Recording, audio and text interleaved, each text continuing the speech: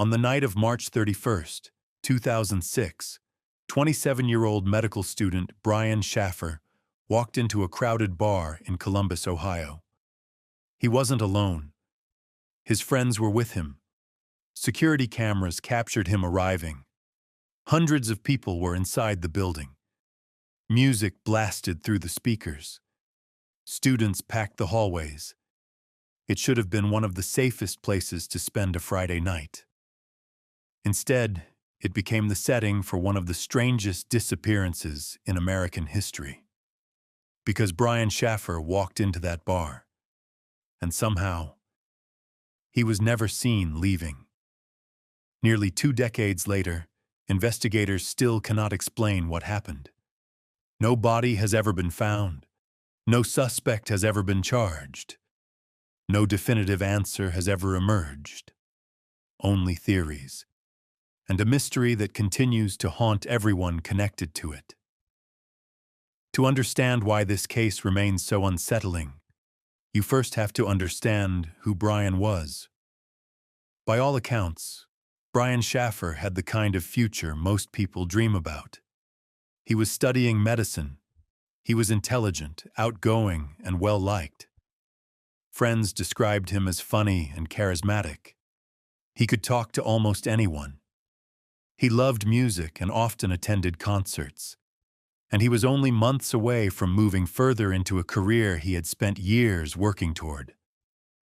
But beneath that promising future was a tremendous amount of pain. Just weeks before his disappearance, Brian's mother, Renee, had died after a battle with cancer. The loss devastated the family. Those close to Brian said he tried to remain positive, but losing his mother affected him deeply. The funeral had taken place less than a month before the night he vanished. 25 days. That's all. 25 days separated the burial of his mother from the moment he disappeared. Still, there were signs life was beginning to move forward. Brian and his girlfriend Alexis were planning a trip to Miami. The vacation was only days away. Friends hoped the trip would help him recover emotionally after such a difficult period. No one imagined that Brian would never make it to the airport. On Friday evening, March 31st, Brian met up with his roommate, Clint Florence. The semester's exams were over. Like thousands of college students across America, they wanted to celebrate. Their destination was a popular bar near Ohio State University called the Ugly Tuna Saloon. The venue sat on an upper level of a busy entertainment complex. To reach it, customers typically used an escalator leading to the entrance. Security cameras monitored much of the area. At approximately 9 p.m., Brian and Clint arrived. The evening seemed completely normal. They talked, they drank, they laughed. At one point, Brian called Alexis. The conversation was routine. They discussed their upcoming trip. Nothing sounded unusual. Nothing suggested danger. Nothing suggested this would be their final conversation. As the night continued, Brian and Clint visited other nearby bars before eventually returning to the Ugly Tuna Saloon after 1 a.m. This return trip would become one of the most scrutinized moments in modern missing person investigations, because investigators know Brian made it back. There is video evidence proving it. Security footage shows him near the entrance. Witnesses saw him. Friends spoke with him. Everything seemed ordinary. Then, shortly before 2 a.m., Brian was seen speaking with 2 women outside the bar. The interaction appeared friendly, casual, normal. When the conversation ended, the women walked away. Brian turned back toward the bar area, and then he disappeared from view. At the time, no one thought anything of it. But that brief moment would become the last confirmed sighting of Brian Shaffer. When the bar closed, Clint and another friend searched for him. They couldn't find him. Initially, they assumed he had left with someone else or gone home on his own.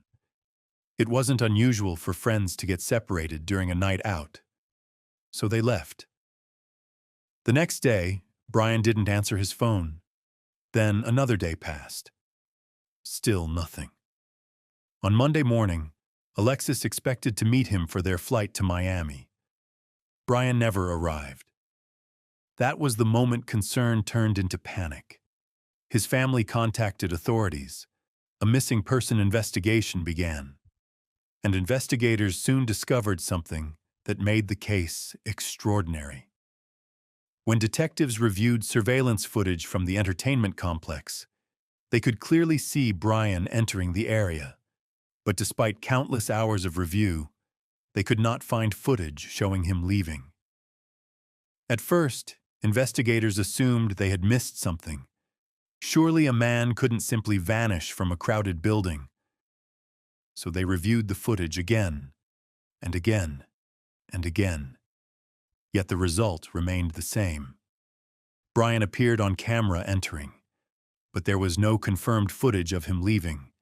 The mystery only deepened from there. Police organized extensive searches. Officers combed nearby streets. Construction sites were examined. Hospitals were checked. Shelters were contacted. Investigators even explored drainage systems and other areas where evidence might have been hidden.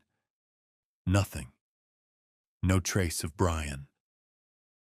Meanwhile, his phone remained silent. His bank accounts showed no activity. His credit cards were never used. For investigators, this was one of the most troubling aspects of the case. People who intentionally disappear usually leave some kind of footprint. A transaction, a phone call, a sighting. But Brian left nothing. It was as though he had vanished from the world entirely. And as months turned into years, the theories began to multiply. Did Brian leave through an exit not fully covered by cameras? Did he become the victim of a crime after leaving the bar? Did he suffer an accident that somehow went unnoticed? Or did he choose to disappear and start a new life somewhere else? Each theory has supporters. Each theory has weaknesses, and none fully explains all of the evidence. Perhaps the saddest chapter of the story belongs to Brian's father, Randy. After his son's disappearance, Randy dedicated himself to finding answers.